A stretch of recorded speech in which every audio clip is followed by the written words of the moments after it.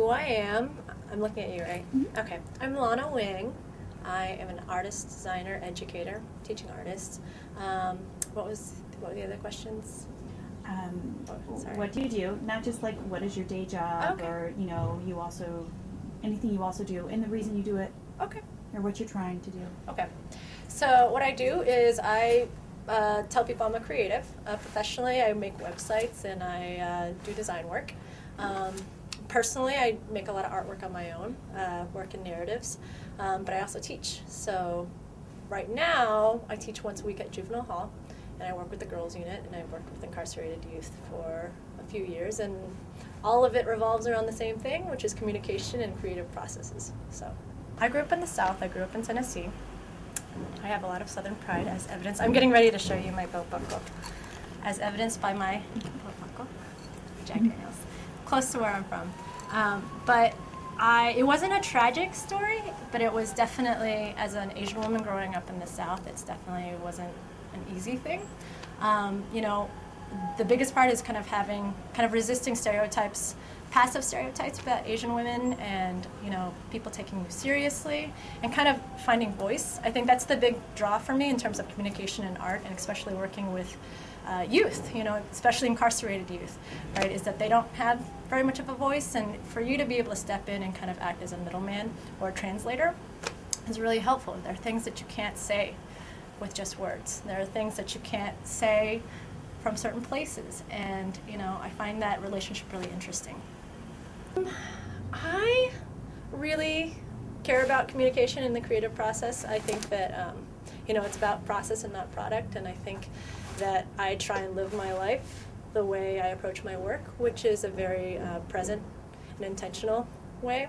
And so in terms of professionally, trying to articulate ideas and communicate ideas is really important. Also visually, because most of the work I do is visual. Working with kids, it takes it to a whole different level, because the way they think already is, it's a reciprocal thing, right? I go and I teach them, but they, give me a new perspective. It's a nice balance to the other work I do. So it comes full circle. I think it really matters how you define creativity and authenticity. If we were going to define creativity as how interesting or effective solutions are, I would say, and if we were also to define authenticity as kind of the state in which you're working, like the way in which you approach a project, then I think they're definitely linked, because when I'm working, with the creative process, I think that you have to be open. Like, you leave yourself open to the possibilities, and only when you're in that zone and you're not thinking too hard about it, which, if you're kind of posturing, then you can't let the good ideas come. Some of the best things you find out accidentally when you're doing other things. So I think that's a lot of what the creative process is kind of making mistakes and recalibrating and, finding other things that spill out. There's a lot of serendipity with creativity, I think. Okay. Mm-hmm. Watch your hands. Okay, where should I put my hands? Because it feels awkward. It doesn't Well, you know feel what I'm natural. doing from here up, so, it's okay. You can I can put them here? just shake them like this and just, We should do some theater exercises right now, because I need to, like, loosen up a little. Wow, really, just, it's okay. Okay. That's a hard question.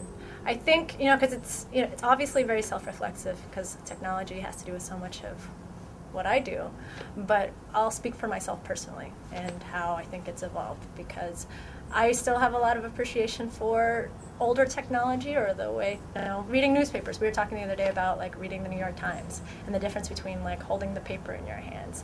I think technology is a means to an end, and I don't think it's the end, and I think that's what's important, and I think the best use of it is when we approach it that way, when we use technology to create something better and something different, but we don't rely on it as a crutch, or we don't rely on the gimmicks.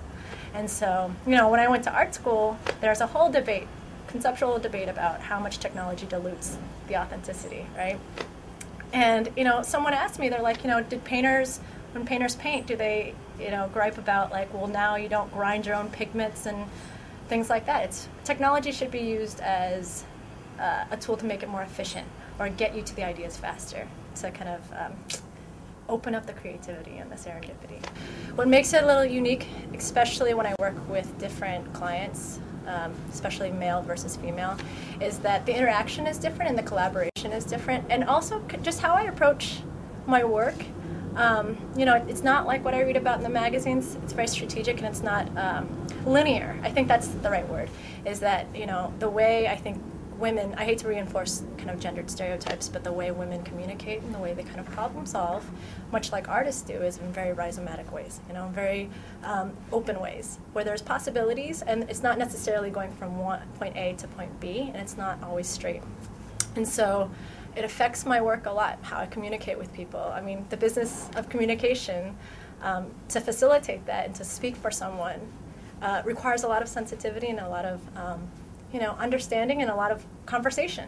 And I think, you know, I've met male colleagues that they approach their work differently. It's not better or worse, but they're much more succinct with how they do their projects. I really enjoy the way that I get to collaborate with clients, and I find that to be one of the rewarding things about working on my own. And, you know, as an entrepreneur, you have government to kind of talk to people the way you want to and not by this kind of rule book. Because I had a lot of advice. People give you a lot of advice about what you need to do when you strike out on your own, how you need to network, who you need to talk to, how you need to talk. I mean, even in talking in interviews, you have to talk in very succinct sound bites. And, you know, that's not always how I operate. And I find that to be really successful so far for me.